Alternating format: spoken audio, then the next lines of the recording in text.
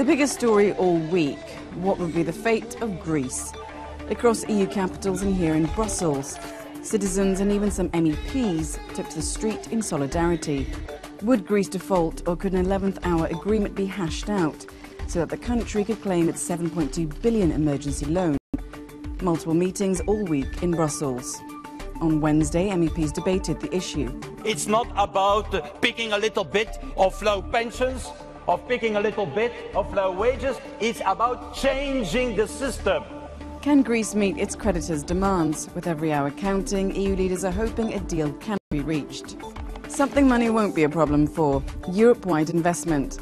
At the mini-plenary in Brussels on Wednesday, MEPs gave their backing to Commission President Juncker's €315 billion investment plan, with a few modifications. The financing structure has been made more democratic and accountable, and the Parliament has also given itself a say in who runs the fund. A criação de emprego não pode ser condicionada por uma agenda contra a integração da União Europeia. A criação de emprego, o investimento é positivo, quer seja público, quer seja privado. Also on the roster of the plenary, money for redundant workers. The European Globalisation Adjustment Fund provides one-off payments to people laid off work.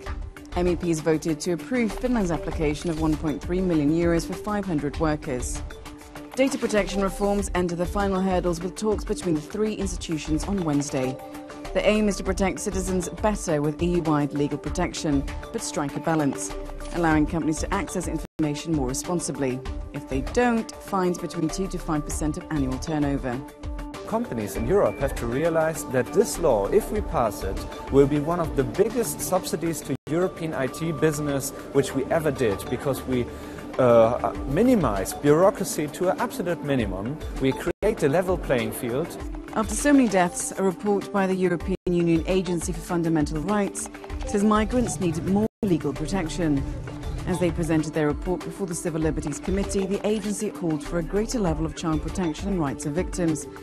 The committee was also the venue for hearings to choose a new director for the Fundamental Rights Agency.